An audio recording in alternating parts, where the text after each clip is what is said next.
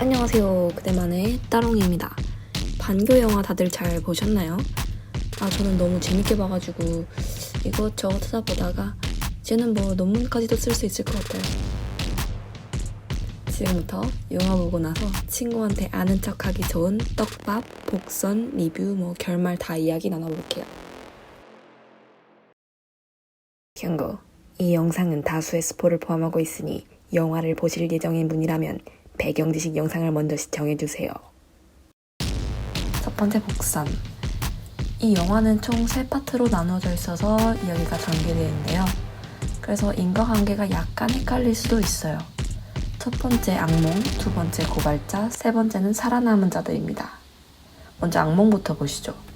전에 영상에서 제목에 있는 빨간 촛불은 주인공이 들고 다니는 촛불을 의미한다고도 했었는데요. 팡루이시.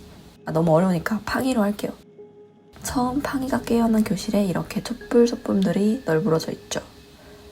떨어져 있는 촛불들을 보고 이미 이전에도 똑같은 촛불을 들고 똑같은 학교를 배회하는 똑같은 악몽이 계속된 것을 알 수 있습니다. 중팅이와의 대화에서도 이미 여러 번 반복된 악몽임을 암시합니다. 그렇게 학교를 빠져나가려고 나서는 중팅이와 팡이, 그리고 교문을 나서기 전에 발견한 이름 없는 묘지는 팡이의 본명인 팡루이신이라고 적혀있죠. 처음부터 누가 죽은 사람이라고 화끈하게 알려주고 시작하네요. 그거 내 묘자리야. 그리고 이 강을 맞닥뜨리죠.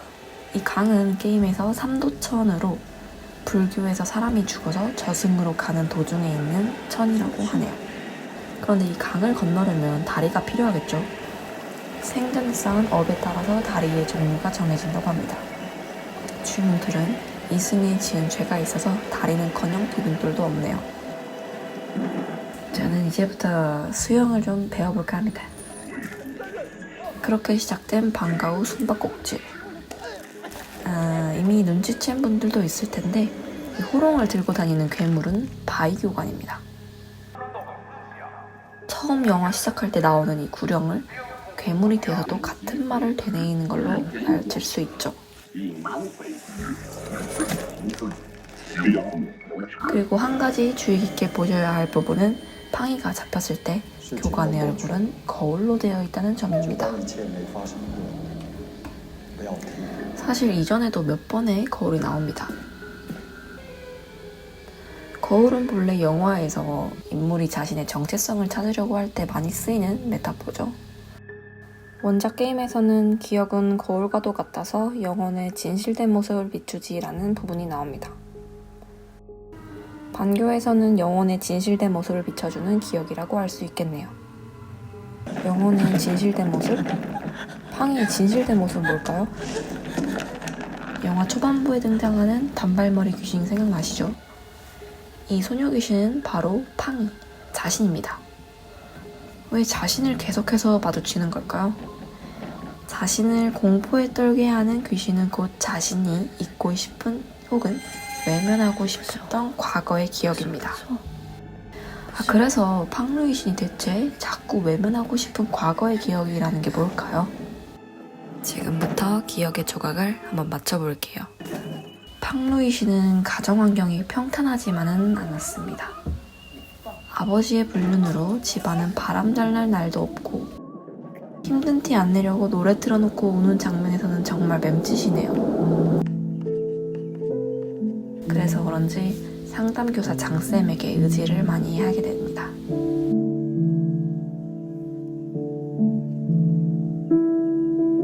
아니요, 사실은 의지를 넘어서 사제간 이상의 감정을 가집니다. 선생님은 평소에 수선화를 자주 그리는데요. 그리고 또 그리고 집에 온통 수선화 그림으로 채워두기까지 합니다. 그때 팡루이신이 한마디 하죠. 선생님, 또 수선화 그리시네요? 그건 말이야.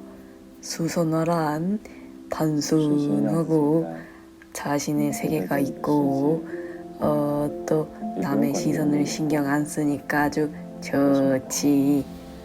그러면 외롭지 않을까요? 라고 묻는 팡이. 여기서 수선화는 바로 팡이를 뜻합니다. 초반 장면에서 촛불을 들고 팡이가 복도를 걷다가 수선화를 쓱 보죠. 이런 곳에 수선화가 왜 있나 했더니 팡루이신을 상징하는 것이었군요. 팡이가 수선화라면 하얀 사슴은 장 선생님을 의미합니다. 팡이에게 흰 사슴 목걸이를 주기도 하고 마지막 편지에 흰 사슴이 수선화에게 이번 생에 연이 없으니 다음 생에 만나자 라고 쓰여있기도 합니다. 한편 장쌤과 같은 학교의 음악선생님 은스앵님은 정부에서 금지한 금서 목록에 있는 독서회를 장쌤과 함께 비밀리에 운영 중이었습니다. 중팅이도 이 독서회의 소속이었죠. 독서회가 열리는 창고 뒤편을 보시면 장제스의 초상화가 걸려있죠. 마치 빅브라더 사회처럼 국가가 곳곳에서 개인의 언행, 행동들을 계속 지켜보고 있다는 암시입니다. 당시 계엄령이 내려져 자유가 없던 시대적인 배경을 아주 잘 나타낸 장면이죠.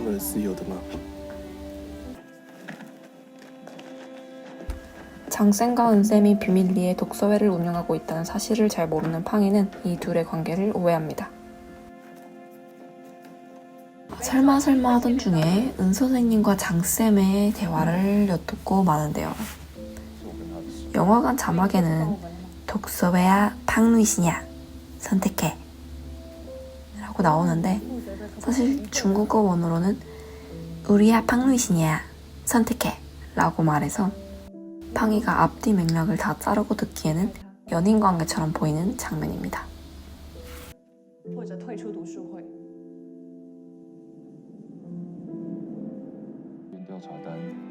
연 선생님은 사실 학생이 위험에 처하는 것을 원치 않았던 것뿐이고 결국 장쌤은 팡이가 곤란해지는 것을 원치 않아서 관계를 끊어내려고 합니다. 팡이는 당연히 장쌤이 은쌤과 연인 사이이기 때문에 자신을 떠나려고 하는 것으로 오해해서 은쌤에게는 쳐버려야 하면서 나가버립니다. 그때 팡이 머릿속에 버뜩 든 생각, 자기가 밀고 하면 은쌤은 사라지고 장쌤은 자신의 곁을 떠나지 않을 거라고 생각해버린 것이죠.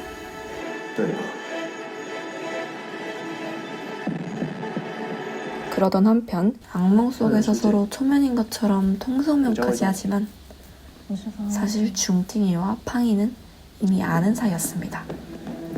중ting이가 독서회가 끝나고 나가는 길에 맞닥뜨린 둘. 자신이 독서회 1호님을 말하지 말아달라고 하는 부탁에 도도하게 뭘 밀고 해?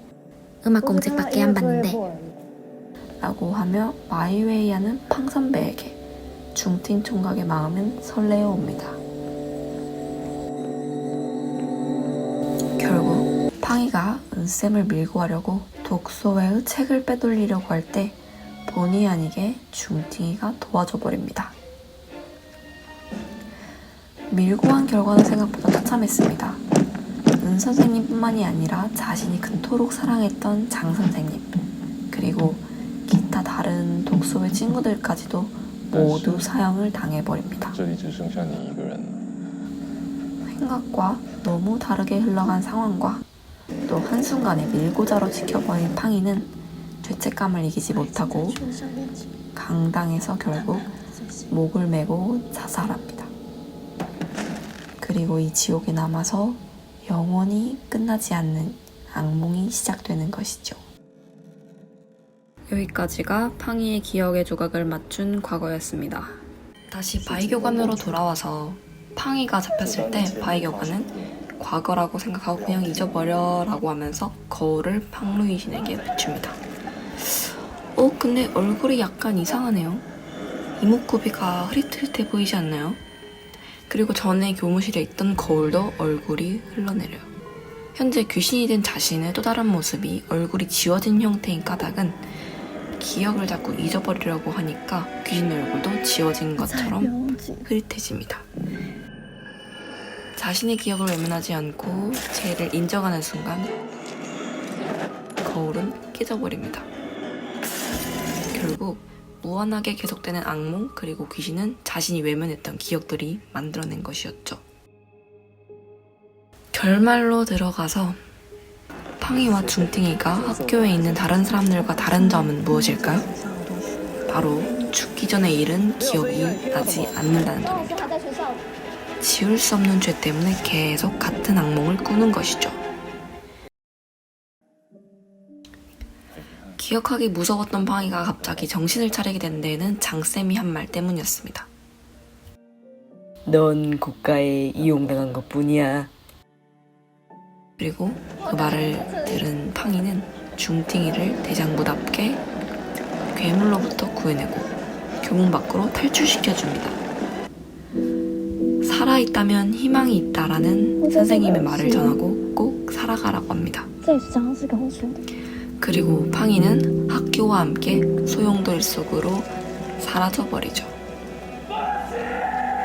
네, 결국 자유를 얻을 수 있는 유일한 방법은 과거를 직시하는 것이었습니다. 과거가 반복되지 않도록 또 같은 실수를 하지 않도록 과거를 받아들이고 현재의 역사를 읽어나가는 것만이 과거의 카르마에서부터 벗어날 수 있었던 것이죠. 그렇게 악몽에서 깨어난 중팅은 살아남기 위해서 자백을 하고 몇십 년간의 투옥 생활 끝에 출소를 해서 다시 학교를 찾아가게 됩니다. 장쌤이 전해달라고 부탁했던 편지를 찾아서 팡이에게 전달해주며 영혼을 달래고 영화는 끝이 납니다. 리뷰. 사실 팡이가 이런 어리석은 선택을 한 데에는 단순하게 개인의 잘못으로 보기는 좀 어렵고 시대적인 상황과 불안정적인 가정 상황, 또 미성년자의 미숙함 등등 복합적으로 고려해 봐야 한다고 생각합니다. 팡이는 영화에서도 알 수 있듯이 게시판에 이름이 붙은 모범생일 정도로 학교에 주목을 받을 만큼 영리한 학생이었습니다. 시대만 잘 타고났더라면 이렇게 죄책감으로 모논이 되어서 학교를 떠도는 일도 없었겠죠. 이 장면에서 맨 왼편에는 바이교관이 서 있고 팡이와 은 선생님은 나란하게 오른쪽에 서 있죠. 보통 왼편에 서는 쪽은 나쁜 놈일 확률이 아주 높습니다. 총으로 팡이가 은 선생님을 쏘는 이 장면이 마치 국가가 개인을 통해 개인을 희생시키는 모습을 나타내는 미장센 같습니다. 다른 시대였더라면 작은 실수로 넘어갈 수도 있었을 텐데 국가의 희생자인 개인에게 너무 큰 책임을 묻기에는 무리가 있지 않나 싶습니다. 반교는 스토리도 탄탄하고 역사적인 사건을 공포로 풀어가면서 시사하는 바가 참 많았던 영화였습니다. 영화의 원작 게임은 대만 현대사를 날카롭게 묘사했다는 점을 높이 사서 하버드 연구소에서도 소장 중이라고 하니까 영화의 여운을 이어나가고 싶으신 분이라면 게임도 해보시는 것을 추천합니다. 앞으로도 이런 주옥같은 대만 컨텐츠 자주 소개해보도록 할게요. 지금까지 그네만의 따라오였습니다.